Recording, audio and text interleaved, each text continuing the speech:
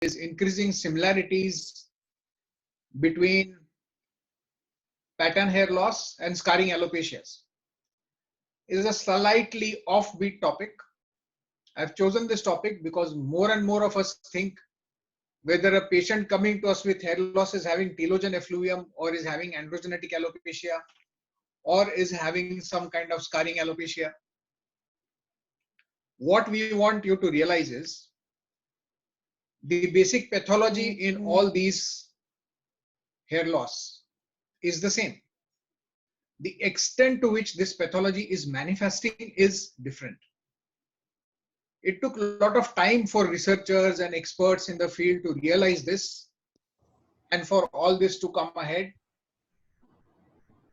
that we can start talking about it very easily. So we will see the journey of how this thought process has evolved and where it stands today, and how it helps us in framing our policies or our approach for hair loss management today. This will also make us clear about what is the role of biopsies and interpreting biopsies in hair loss management. So let us first start with what we understand by saying scarring and non-scarring alopecias. The term non-scarring alopecia means that this hair loss is reversible, progressive thinning that follows a pattern. So when this is following a pattern, we should know that we also have diffuse unpatterned hair loss.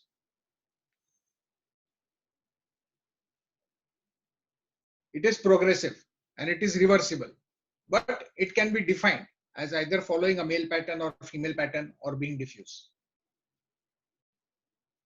When we evaluate this hair loss clinically, you have an altered terminal to villus hair ratio.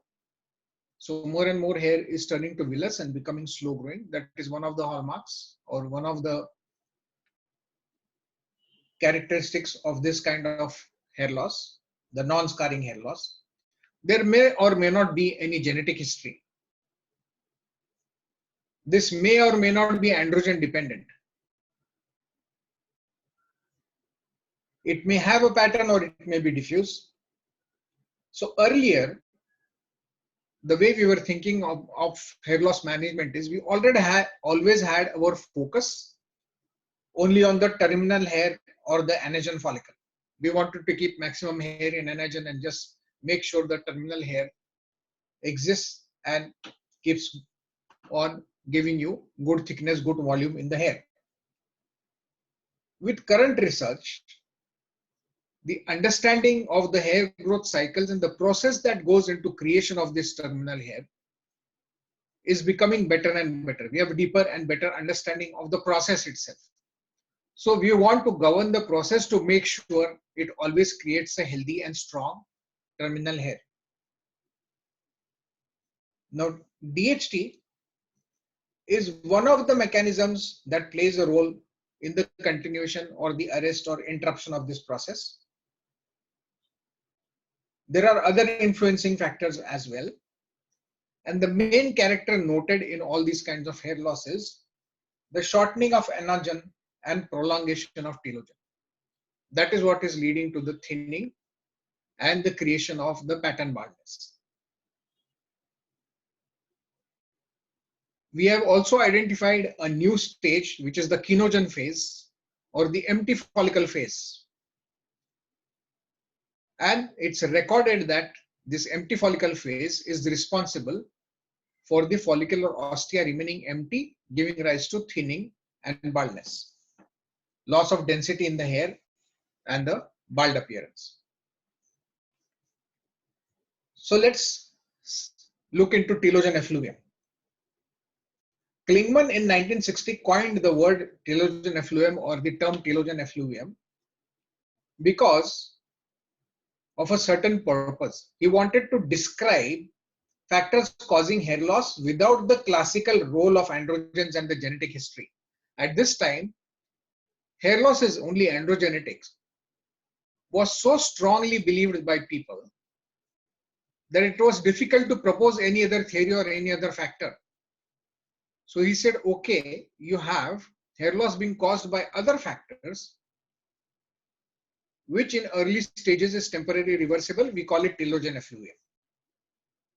So this was defined as being abrupt, rapid, diffuse, self-limiting shedding of club hairs, which was typically seen 2 to 3 months after the triggering event.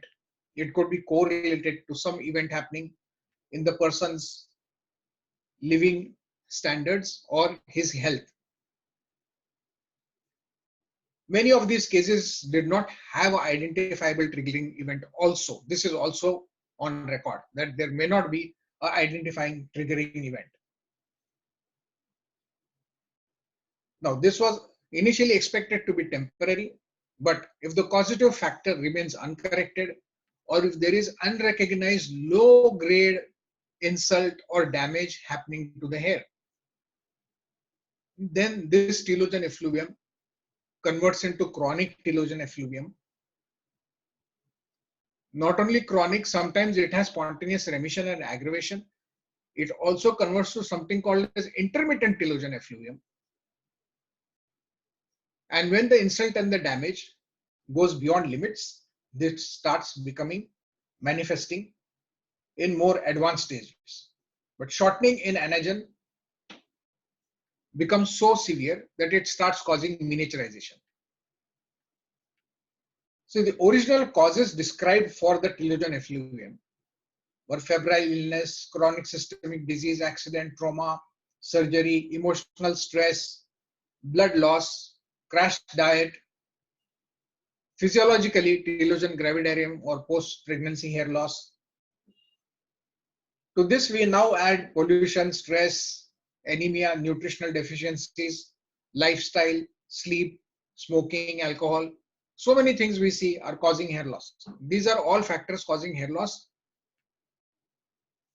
by mechanisms other than androgenetic alopecia. So we term that all these hair loss is just telogen effluvium. It is not androgenetic alopecia or pattern hair loss. Stress causing hair loss is through neurogenic inflammation. Your hair follicle has a very high density or network of nerves around it, which many researchers will say extends the purpose of only sensory function. It has got much more to do. So via the substance P mediated pathways and neurogenic inflammation, the stress causing hair loss, and these neurogenic pathways and substance P action is mediated through reactive oxygen species. Embryologically, the hair follicle is connected to many other cell systems by origin. So embryologically, the hair stem cells have got stem cells from the neural crest. This neural crest cells are responsible for embryological formation of nerves, the extracellular matrix of endocrine glands like thyroid and pituitary, the melanocytes, the adrenal medulla, the epithelium in the gut. So the follicle response is influenced and shared by all these systems. The follicle is connected with all these systems by its embryological origin itself. The follicle is capable of processing androgens, secreting its own prolactin, and acting as its own mini organ. Now, Headington in 1993 described 5 different types or 5 different variations of telogen effluvium based on the mechanism. So he described 5 functional alterations in the hair cycle that could lead to hair shedding. So we say these are 5 types of telogen effluvium, which he said was either immediate anagen release, which you see like drug-induced hair loss due to stress, hair loss in acute illness, which we call as acute telogen effluvium, or immediate release of anagen follicle going into telogen. So this is called as the immediate anagen release. The second type of telogen effluvium is the delayed anagen release. This is your postpartum hair loss. Though this is said due to fall in estrogen, it's noted that this cannot be prevented by estrogen therapy. So this is also attributed to the stress of pregnancy and the process of delivery, parturition, having the baby. It is also attributed to the loss of nutrition from the mother's body, where the mother's body created another body within itself by sharing its nutritional stores. And unless these are replenished or they are replaced, you could be having relative nutritional deficiencies or covert undetected deficiencies. The third is the anagen syndromes. The short anagen syndrome and the loose anagen syndrome is the third type of effluvium he has defined. Next is immediate telogen release, like what you see after discontinuing minoxidil finasteride. The minoxidil finasteride have regulated, synchronized your hair cycles. When you stop them, there is an immediate telogen release and you get excessive hair shedding. And there is also what we call as the delayed telogen release, which is the seasonal hair loss or hair loss from exposure to UV rays, changing season cycles, exposure to heat and cold. So these are the 5 types of telogen effluvium that were concluded by Headington in 1993. Now, Ribora recently has created these into 3 main types. He's categorized them into 3 types: the premature telosis, collective teloptosis, or premature telogen. So the premature teloptosis is from damage to the cadherins, the desmosomes, hemidesmosomes, which anchor the follicle and keep the exogenous follicle moved into the follicular ostia and adherent to the follicle itself, preventing the exogen. So any derangement in these cadherins and desmosomes and hemidesmosomes, disrupting the cell-to-cell adhesion, promote premature dislodgement of the hair, which he calls as premature teloptosis. This is then caused by minoxidil, retinoic acid, exposure to UV rays in summer, seasonal changes. Also the TNF alpha, which is isolated in severe dandruff, leads to shedding of hair by this mechanism. The second is collective teloptosis. Collective teloptosis is the delayed anagen or a telogen release that acts like a molt, where there is a wave and collectively the teloptosis is happening. So this also can happen on discontinuation of finasteride minoxidil treatments for long time. It can be seen in neonatal hair loss, in postpartum hair loss, withdrawal of trophic hormones, estrogen, progesterone, which is the theory for the postpartum hair loss, or the stress of delivering the baby, physiological thyroid insufficiency or postpartum thyroiditis, depleted nutritional stores, or inadequate nutritional intake, all can cause collective teloptosis. Premature telogen is the third type which he has classified. This is anagen interrupted arrest of the keratinocyte mitosis in the hair matrix. This could be caused by cytotoxic drugs, hormonal imbalance, altered inflammation or immune response, nutritional deficiencies. Once again, the outcome depends on intensity, duration of the insult, the inherent weakness of the follicles, and how much resistance or capability of defending is present in the cells. Gradually, the chronic telogen effluvium becomes indistinguishable from androgenetic alopecia or pattern hair loss. Is because this is the origin of pattern hair loss. These factors that we discussed, they make the cells weak, they make the cells vulnerable. Then these cells start getting affected by normal androgen levels circulating in the blood, and they change to androgenetic hair loss or pattern hair loss. So this is sowing the seeds for pattern hair loss by non-androgenic causes. Hence, approach created to management or early management of the non-androgenic causes is what prevents your androgenetic alopecia or pattern hair loss from manifesting. So the correct treatment of telogen effluvium, if you can call it, we call it the predisposing factors to androgenetic alopecia or pattern hair loss. So we say the telogen effluvium and androgenetic alopecia are two ends of the same spectrum. when it starts with low intensity in the earlier phases, it's telogen effluvium. Gradually, as the insult continues, becomes more severe, the cell reaction sets in and the cells become weak. Opportunistic androgens take over and you start manifestation, which is pattern hair loss. And that is why clinically or on biopsies, these two are not distinguishable. They overlap. The pathologies or the mechanisms overlap with each other.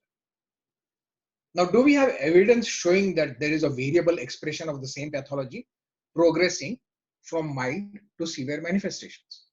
A lot of researchers around the world are working on this concept. And let's see how can we review the evidence. Lichen planopilaris, folliculitis, pseudopillar, central centrifugal cicatricial alopecia are some of the known scarring alopecias. Pattern hair loss, telogen effluvium, alopecia areata are some of the known non-scarring hair loss. Now, this entire thing started when Sperling defined CCCA in women in 1992 with very specific characteristics. He said this occurs in black women, it starts in the center, it spreads in a particular fashion from the center towards the periphery, and it described a lot of pathological findings, everything in CCCA. As soon as this was described saying only in black women, there was evaluation, consideration, opposed to the idea, everything started.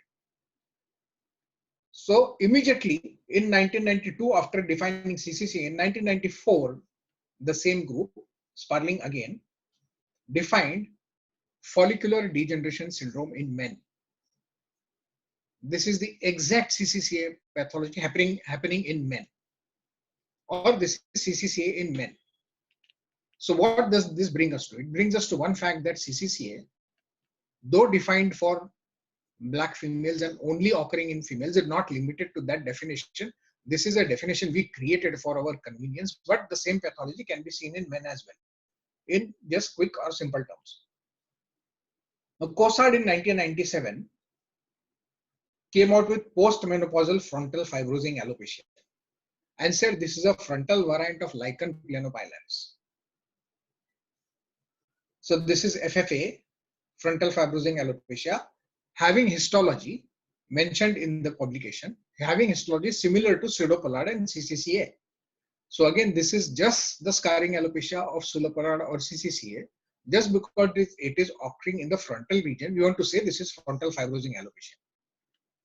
The basic pathology or the mechanism by which this is happening is the same. Whiting in 1998 studied the value of scalp biopsies as diagnostic and prognostic tool in androgenetic alopecia. He stressed the importance of inflammation that was seen in the periinfundibular area in these patients, periinfundibular fibrosis, infiltration, and the concentric fibrosis leading to damage to the stem cells and causing hair loss was the basic pathological mechanism running in these cases. That was the pathognomonic or the identifiable mechanism. So this was stressed by Whiting in 1998 by his biopsy studies. Now, Zenker-Nagel and Trueb in 2000 said that fibrosing alopecia can occur in pattern distribution. It means all these signs of pattern alopecia and the signs of fibrosing alopecia can be seen together in pattern distribution. So they said patterned lichen planopilaris or androgenetic alopecia with lichenoid tissue reaction pattern is undistinguishable. They were unable to say whether this is pattern hair loss or whether this is LPP or scarring alopecia. Next comes Sperling and Whiting again on their paper, which says a new look at scarring alopecia.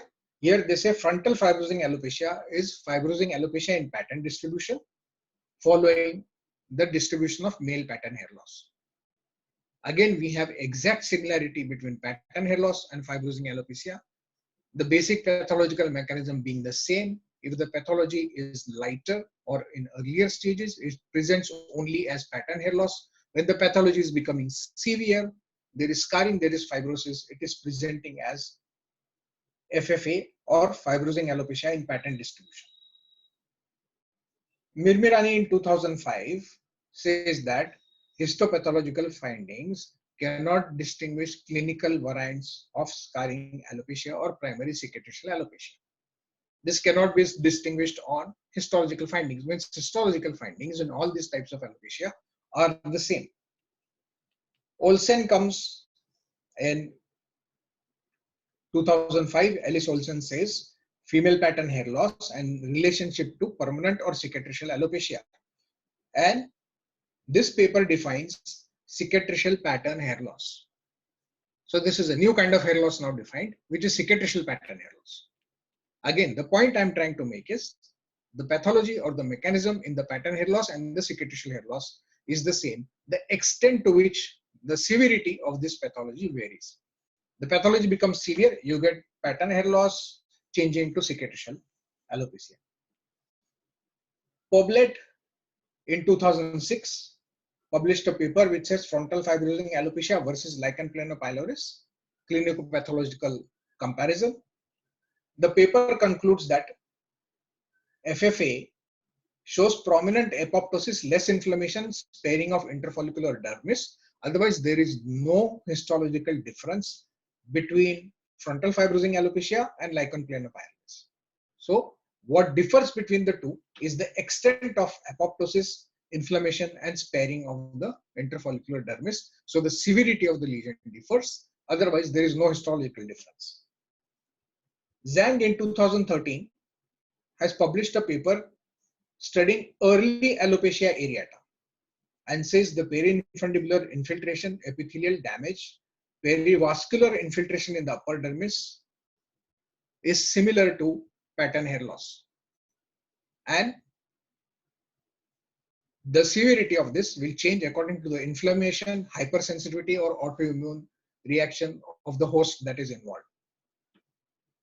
Abbasi in 2016 published a paper saying a new subtype of lichen planopilaris affecting villus hair and mimicking androgenetic alopecia.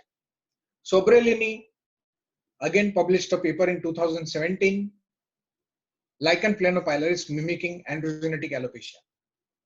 Missio and Trueb in 2017 have described familial frontal fibrosing alopecia and fibrosing alopecia in pattern distribution. So now FFA and FAPD have become familial as well. Earlier they were not, or these were recognized as separate entities. Why are these entities overlapping?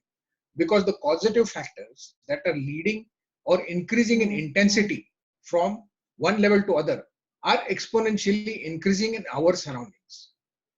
The exposure to pollution, the amount of lack of sleep, the amount of disturbance in our circadian or natural body rhythms, the amount of nutritional deficiencies we are suffering day to day.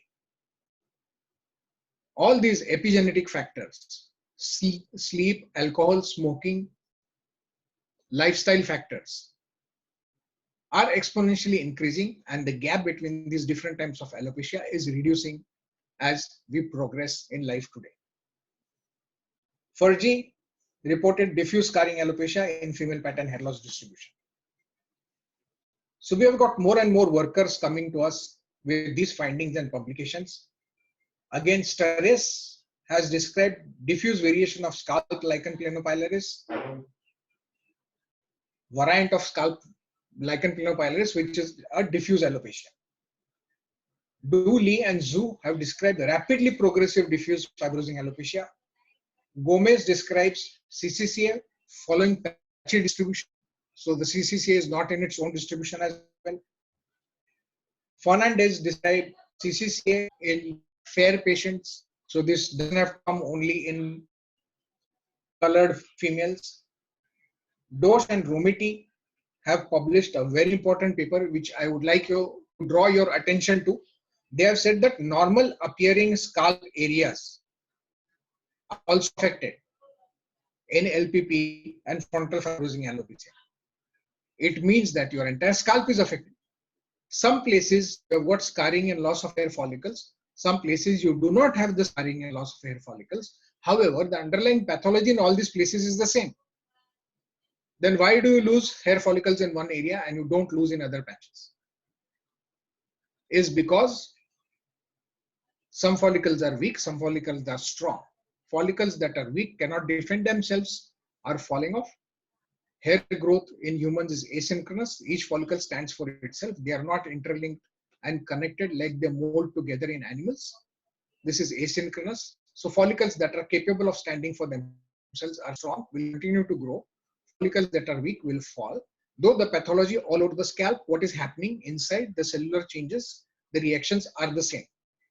So naturally, this drives you to the point that you need to strengthen the follicles, support them, build their immunity, fight their inflammation, which can be very well done with well-planned nutritional therapy and well-planned nutritional programs. So the variable genetic expression that we say that androgen levels in the blood are not important, but peripheral response of the follicles is what is important. So this variable genetic expression, inflammation, immunity, dysfunction, all depends on the resistance at the cellular level and how much the cells can defend themselves. We can improve all these at all the three cellular levels. So basic pathology begins as mild compensatory response, which is temporary reversible, first slowing down and then arrest of growth, finally leading to scarring and destruction of the follicle. Causative factors or triggers are common. They are the same for scarring as well as non-scarring alopecias. The environmental, genetic, lifestyle, nutritional, epigenetic, autoimmune, hypersensitivity factors are playing a role, though in different intensity and for different durations. When they become continuously acting for longer time, the effect of this goes on multiplying. The trigger for microinflammation and altered immune response are these factors. They trigger microinflammation and alter the immune response. The rise or conversion from mild to severe may be insidious or rapid conversion in more serious manifestations, inflicting more damage or permanent damage. So the two are a less advanced or highly advanced condition of the same pathology. This pathology also can spread to other systems. For us, the hair follicle is a drawing on the paper that this is the hair follicle. No, this follicle is connected to all the systems in the body. So this same pathology can get connected or spill over to other systems, having associated PCOD with hair loss, associated thyroid problems with hair loss, associated diabetes, associated cardiovascular disease risk, which is higher in androgenetic alopecia or pattern hair loss patients, associated metabolic syndromes and metabolic disorders, is the same pathology working in more than one systems. So telogen effluvium and AGA, two ends of the same spectrum with similar mechanisms. Outcome will depend on intensity, duration, weakness of the follicles, and how they can defend or recover themselves. A proper response by supporting and strengthening these cells can deliver wellness, good health, and hair growth. So that's the correlation I wanted to present in front of all of you today. Thanks a lot for listening and have a nice day. We can now take some questions if we have, or we can conclude the webinar. You can send questions in the chat box and we will individually reply all your questions. Thank you.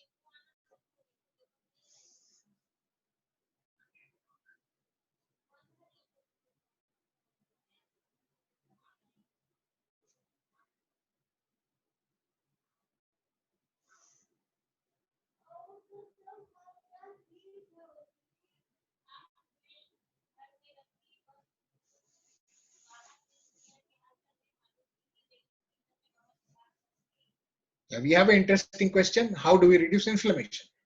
Inflammation can be reduced by using the right nutrients. You know, omega-3 has got anti-inflammatory action. Fatty acids, polyphenols have got anti-inflammatory action.